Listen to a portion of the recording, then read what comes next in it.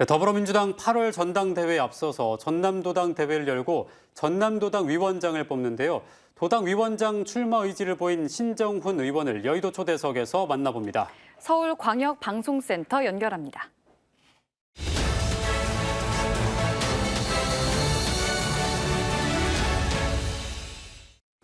서울광역방송센터입니다. 여의도 초대석, 오늘은 차기 더불어민주당 전남도당 위원장 물망에 올라있는 전남 나주시 화순군 재선 신정훈 의원 스튜디오에 모셨습니다. 의원님 안녕하세요. 네, 안녕하십니까. 전남도당 대회가 8월 21일 날 열리죠. 네네. 전남도당 위원장에 나선다고 들었는데 민주당 지방소멸대응특별위원회 위원장 윤재갑 의원도 뭐 강력한 의지를 보이셨던 것 같은데 교통 정리가 된 건가요? 우리 전남도당이 네. 지금까지 관행이 합의 추대 원칙들을 그런 전통이 있어 왔기 때문에 현재 김승남 도당위원장을 중심으로 해서 그 의원들 간의 의견을 좀 모으고 있고 또 수렴하고 있고요. 아마 그 결과를 봐야지 윤곽이 또 최종적으로 확정될 것 같습니다. 이게 아직 결정이 그럼 안 된 것 같은데 합의가 안 되면은 그럼 어떻게 선출이 되는 건가요? 예, 우선 이제 합의가 되면 8월 21일 그 추대 방식으로 선출이 되고요. 합의가 되지 않으면 그 당일날 그 대의원과 당원들의 그 투표로 통해서 이게 최종적으로 확정이 될 계획입니다. 일반 시민들은 그 도당 위원장이 뭐 어떤 일을 하는지 어떤 역할, 권한, 책무가 있는지 잘 모를 수도 있는데 소개 겸 말씀을 좀 해주시죠. 당헌 당규상 그 도당 위원장은 그런 이 시도당을 대표하고요. 또 그 시도당 관련 업무를 통할한다 이렇게 돼 있습니다. 그러니까 당무 전반, 그러니까 인사, 또 정책, 그리고 예산 집행에 이르기까지 도당의 전체 살림을 관할한다. 일선의 지방자치에 있어서 정당 정치에 이르기까지 그 당원 관리에 이르기까지 모든 일들을 그 전담하고 있다 이렇게 보면 좋을 것 같습니다. 도당 위원장이 되시면은 어떤 점에 가장 역점을 두고 일을 하실 생각이신가요? 우선은 이제 지금까지 우리 당이 굉장히 위기다라고 이야기하는데요. 우리 민주당의 뿌리고 텃밭이면서 거의 한 3분의 그 1 정도를 차지하고 있는 이 광주 전남의 민주당의 변화를 통해서 그 상하 위로부터 아래로부터의 어떤 그 변화와 혁신을 또 해야 될 그런 과제가 있다고 생각합니다. 저는 그런 의미에서 이번 도당은 위기에 처한 민주당의 변화와 혁신을 만들어낼 12척의 배다 이렇게 생각하고 있습니다. 민주당의 혁신과 변화를 전남도당이 선도하겠다 뭐 그런 말씀으로 들리네요. 12척의 배는 거의 이순신의 마음으로 나서시는 건가요, 지금? 과거에도 이제 임진왜란 때 이 국토가 그 호남으로 이렇게 고립되어 있을 때 여기가 전진기지가 되어서 또 임진왜란을 잘 승전으로 이렇게 이끌었지 않습니까? 정당 정치의 어떤 모범 사례들을 충분히 이 광주 전남에서 또 이렇게 그 구현해내야 된다고 생각합니다. 아마 그런 점에서 민주당의 변화와 혁신의 큰 디딤돌이 되지 않겠는가 이렇게 생각합니다. 알겠습니다. 기대하겠습니다. 지난주에 서울 여의도에서 그 민주당 전남도당 의원님들이랑 김영록 전남지사랑 예산정책협의회를 열었는데 여기서 쌀값 관련해서 의원님이 농민들이 직격탄을 맞을 수 있다. 정부 정책에 긴장하고 전남이 목소리를 내야 한다. 이렇게 강조하셨다고 들었는데 어떤 취지의 말씀을 하신 건가요? 우리 민주당 정부 하에서 쌀값이 21만 원, 22만 원, 아마 농민들의 생산비에 준하는 그런 가격이 정상화되어 왔는데요. 최근 들어서 윤석열 정부 들어서서 지금 쌀값이 계속 폭락하고 있는데 거의 20% 가까이 지금 폭락해 있는 상황입니다. 잘 아시다시피 이제 쌀의 그 가격 결정은 대개 그 수급 조절에 의해서 좌우되는데 철저히 수급 조절이 좀 실패하고 있다. 그래서 정부가 이 정책을 제대로 구현할 수 있도록 그렇게 노력해야 되겠고요. 국회에서도 적극적인 대책을 세우도록 하겠습니다. 이게 정신 바짝 차려야 된다는 말씀으로 들리는데 이게 소비자들 입장에서 보면은 싸면 좋은 거 아닌가요? 생산자인 농민 입장에서는 그러면은 우리 보고 죽으라는 소리냐 이렇게 될 텐데 그 네네. 접점 균형점을 어떻게? 쌀은 공공요금, 이게 정책 요금이라고 보면 좋을 것 같습니다. 네. 쌀이 남아돈다고 해서 많이 먹을 수 있는 것도 아니고 또 부족하다고 해서 적게 먹을 수도 있는 것도 아닙니다. 네. 그러니까 쌀을 식량 안보라는 그런 관점에서 공공재라는 관점에서 정부가 적당히 관리를 해야 되는데 이 떨어지는 이 쌀값이 정상적이지 않습니다. 네. 최소한의 생산비가 보장되고 농업인들의 어떤 그 소득이 보장되는 그런 그 차원에서 관리되고 또 유지돼야 되는데 지금 현 정부는 쌀값을 지속적으로 지금 낮추는 전략을 그렇게 펴고 있는 것 같고, 그래서 저는 쌀값을 정상화시키는 데 대해서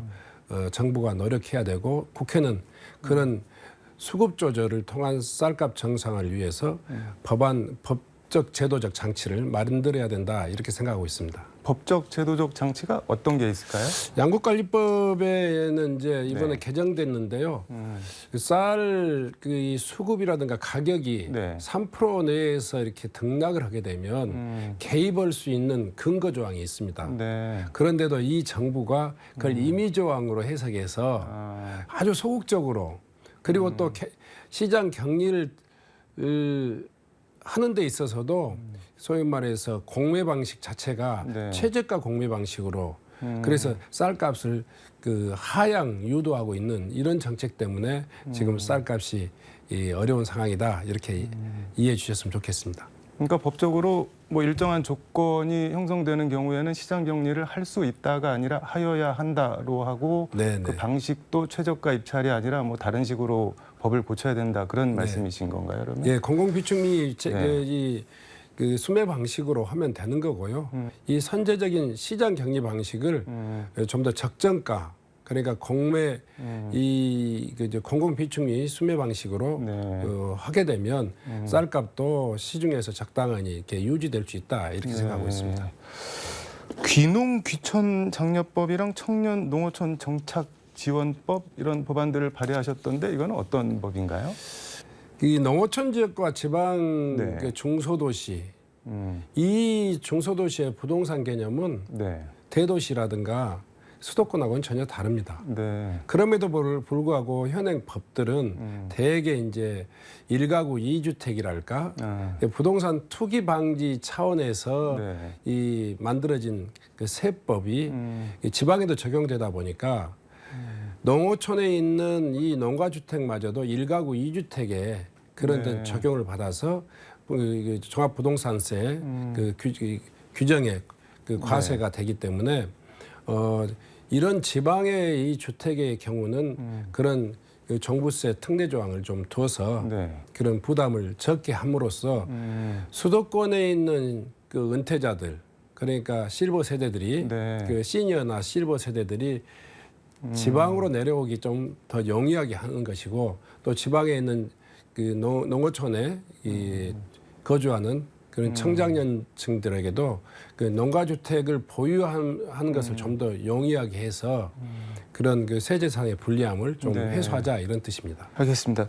의원님 페이스북 보니까 전기료에도 관심이 상당히 많으신 것 같은데 뭐 안철수 의원이 세계에서 제일 전기와 물을 펑펑 쓴다 우리나라가 뭐 이런 발언한 거에 대해서 뭐 세게 비판도 하시고 그랬는데 눈에 띄는 게 현행 전기료가 대기업 특혜 구조로 돼 있다 이렇게 지적을 하셨는데 이거는 무슨 말인가요? 정치인들의 못된 버릇이 가끔은 국민들에게 이 책임을 전가하는 네. 그런 그 버릇이 좀 있는데요. 안철수 의원뿐만이 아니라 오늘 아침 권성동 그 원내대표 연설 과정에서도 이 전기 한전의 적자 구조가 마치 지난 정부의 잘못처럼 탈원전 정책처럼 이렇게 이 추구하고 있는 그런 그 원내대표 연설을 듣고 네. 제가 지금 이 자리에 왔는데요. 네. 그 현재의 전기료는 철저히 이 탈원전 정책 때문에 이 전기료 한전 적자가 발생한 게 아니라 원가가 반영될 수 없는 전기료 그 정책 때문에 한전의 적자가 누중되고 있다. 사실은 이 낮은 전기료의 대부분을 사용하는 사용자는 서민이 아니라 대기업과 재벌 그리고 산업용에서 네. 거의 대부분을 그 사용하고 있는데 제가 최근에 조사해 보니까 네. 전력 소비를 가장 많이 하는 상위 50개 기업을 조사해 봤더니 지난 1, 4분기 3개월 동안 그분들이 원가보다도 더 저렴한 전기를 사용함으로써 얻는 이득이 네. 1조 8천억 정도 됐습니다. 그러니까 한전의 적자 구조, 낮은 전기 요금에 의해서 이 발생하는 적자 구조는 국민들을 위해서가 아니고 거의 재벌 대기업들이 그 특혜를 누리고 있다. 네. 그래서 저는 이제 이 전기료를 정상화해야 된다 이렇게 주장하고 있고 그래서 재벌들의 특혜는 줄이고 네. 서민들의 고통은 재벌들의 특혜는 줄이고 네. 그 서민들의 고통은 해소하자 이런 그 주장을 하고 있습니다. 그러니까 일반 시민들 전기료를 인상하자는 게 아니라 원가 이하로 공급되고 있는 기업용, 산업용 전기를 뭐 적정하게 맞춰야 된다 그런 말씀이신 거죠? 네, 전기료는 재벌들에게 일방적으로 독차지하고 있는 그런 특혜를 줄여서 네. 국민들의 서민들의 전기료는 다른 방식으로 지원하고 또 낮추는 그런 정책이 만들어져야 된다 이렇게 주장하고 있습니다. 전기료 특혜에 의한 산업체의 그런 어떤 경영 이익을 한전에 정당하니 되돌려주면 한전도 네. 정상화될 수 있다 이렇게 생각하고 있습니다. 알겠습니다. 시간이 좀 지났긴 한데 하나만 더 얘기를 해보겠습니다. 지난주에 발달 장애인 참사 특위 결의안 통과 촉구 전국 집중 결의 대회에 참석을 하셨는데 이게 뭐 어떤 대회고 어떤 결의안인가요? 잘 아시다시피 이제 발달 장애인은 각 가정에서 지금 그 지체뿐만이 아니라 네. 정신적인 어떤 장애가 있는 그런 가족들을 가지고 있는 가족들의 고통이 굉장히 좀 극심합니다. 최근에 그런 고통을 안고 살아가는 그 발달 장애인들이 네. 이 두 가족이 참사를 이렇게 스스로 이렇게 그 삶을 네. 포기하는 그런 안타까운 일이 발생했습니다.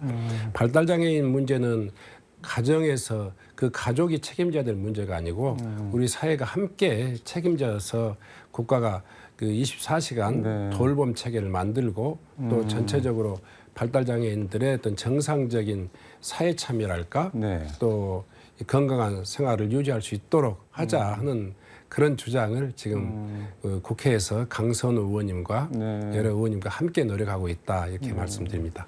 24시간 돌봄 체계 이거는 뭐 어떻게 하자는 건가요?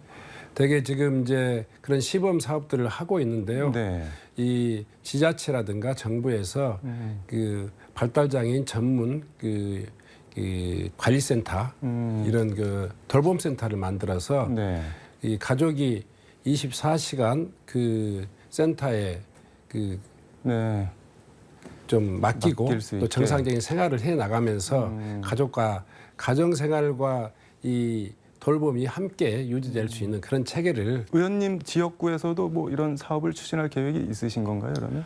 저희 나주에서도 네. 많은 발달 장애인 가족들이 저에게 많이 호소해 옵니다. 사실상 현재 있는 그 요양 시설이라든가 또 보호 시설에서는 그런 발달 장애인들을 제대로 정상적으로 24시간 그 돌봄을 유지하기가 참 쉽지 않습니다. 인력도 그렇고 그 시설의 여건도 그렇고 그래서 제가 최근에는 지금 전남 도와 함께 네. 나주시의 발달 장애인 이 돌봄 센터를 시범적으로 좀 그 설치할 수 있도록 그렇게 노력하고 있다 이렇게 말씀드립니다. 24시간 운영하는 걸로요. 네네. 교육도 하고 네. 돌봄도 하는 그런 센터를 준비하고 있습니다. 알겠습니다. 발달 장애인 가족 삶의 질 향상에도 좀 노력을 해주셨으면 하는 바람과 함께 마지막 마무리 말씀 부탁드리겠습니다. 네. 요즘 고물가 또 코로나 이런 것 때문에 굉장히 지역민들이 어려움이 많다고 생각합니다. 우리 민주당이 민생에 좀 더 도움이 될 수 있도록 그리고 지역 발전에 대해서도 더 유능한 정당이 될 수 있도록 이번 전당대회를 통해서 변화된 모습들을 도민 여러분께 보여드릴 수 있도록 노력하겠습니다. 여러분들의 많은 관심과 성원 부탁드립니다. 고맙습니다. 네, 의원님 전남도당 위원장 되시면은 저희가 한 번 더 모시도록 하겠습니다. 네네. 오늘 말씀 여기까지 듣겠습니다. 고맙습니다. 네, 고맙습니다. 아이보다 딱 하루만 더 살다 가는 게 소원이다. 10여 년 전 발달장애인 관련 프로그램을 만들기 위해 발달장애인 부모들을 만났을 때 부모들이 한결같이 했던 말입니다. 세상에 어느 부모가 아이를 먼저 보내는 참척의 아픔을 겪고 싶겠습니까? 그럼에도 아이를 두고는 차마 먼저 죽을 수도 없는 발달장애 부모들의 소원 아닌 소원. 10년, 강산이 변한다는 시간이 흘렀지만 크게 달라진 건 없는 것 같습니다. 특정 기관이나 사람에 의한 시혜가 아닌 최소한의 인간다운 삶을 살 수 있는 보편적 복지, 보편적 안전망이 꼭 마련됐으면 하는 바람입니다. 지금까지 서울광역방송센터에서 전해드렸습니다.